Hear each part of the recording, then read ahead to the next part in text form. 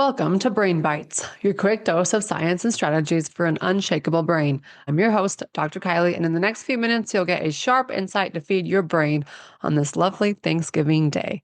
All right, let's dig in. You walk into your parents' house on Thanksgiving Day, and suddenly you're 8 years old again. It's not the decorations, it's not the people, it's the smell. Pumpkin pie baking, turkey roasting, or in my case, we do a lot more brisket than we do turkey now, but I can go back to where I grew up in we would go to my grandparents' house in central Utah on the farm, and we'd have, 60 of us there with all of 35 grandkids or so, and we just play around, and it's like some of my favorite memories. Grandma and Grandpa have since passed, and the farm looks a little different now, so we don't get those lovely my favorite traditions on Thanksgiving. In fact, Thanksgiving was my favorite holiday because it's when we got to see our cousins and play and do urban redneck things.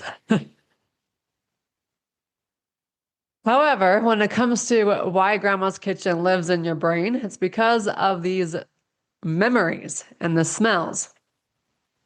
The specific combination of cinnamon butter and warmth that only exists on this one day of the year, or in my case, it's a couple days. We would always do my mom's family Thanksgiving on Thursday, and then my dad's family Thanksgiving on Friday. And now it's kind of just, it is what it is. It's just very different. As I've been going through this podcast, as well as you've been listening, you might have been flooded with memories.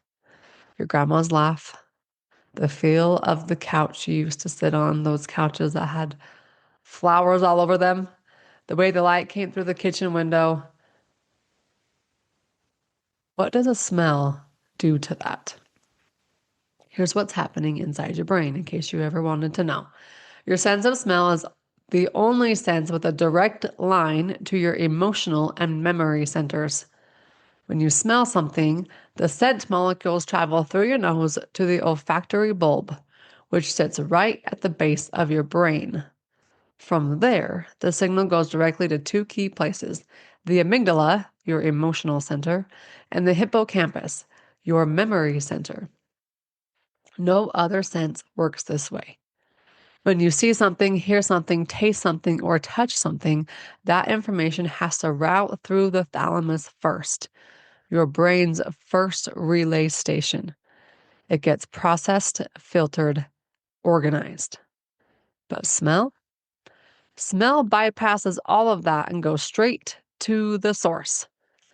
This is why scent memory is so powerful, so immediate, so visceral.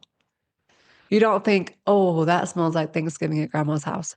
You just are there. The memory doesn't feel like a memory. It feels like you're living it again.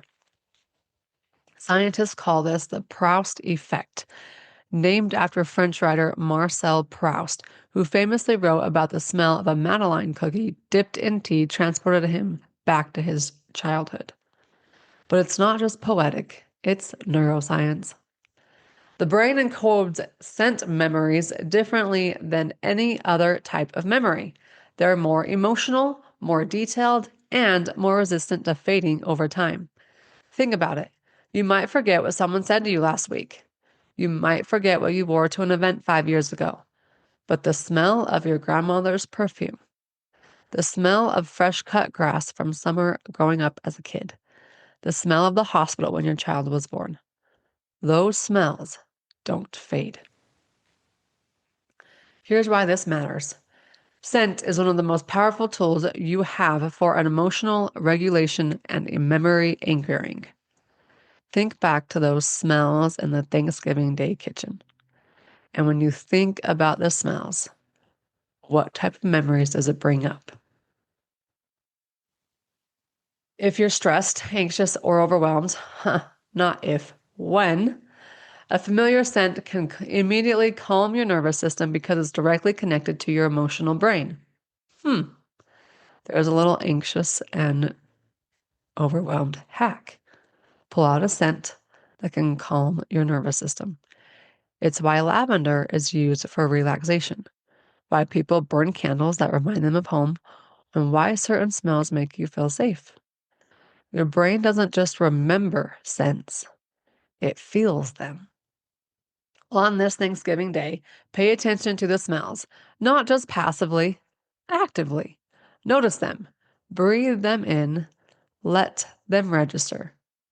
Because those smells aren't just pleasant, they're creating memories that will last for decades. They're wiring your brain with comfort, connection, and belonging. And years from now, when you catch a whiff of pumpkin pie or roasted turkey, you won't just remember today, you'll feel it. Your weekly challenge for this week is to create a scent anchor. Pick one smell that you want to associate with calm, safety, or happiness. It could be a candle, an essential oil, a specific lotion, even the smell of, I'm not going to say it, coffee. Coffee makes me gag.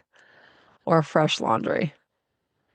Oh, how about we change it out with hot chocolate? Or like I can't even walk down the coffee aisle. It's horrid to me. Use this scent intentionally during moments when you feel good, when you're relaxed, connected, at peace. Your brain will start to link that smell with that feeling. And later, when you need to calm your nervous system or shift your mood, you can use that scent as a shortcut. You're literally programming your olfactory memory. It's one of the most powerful and underused tools for an unshakable brain. Your fact for today is your sense of smell is the only sense that's fully developed at birth. Newborns can recognize their mother by scent within days. This is why scent bonding is so powerful. It's the first language your brain ever learned.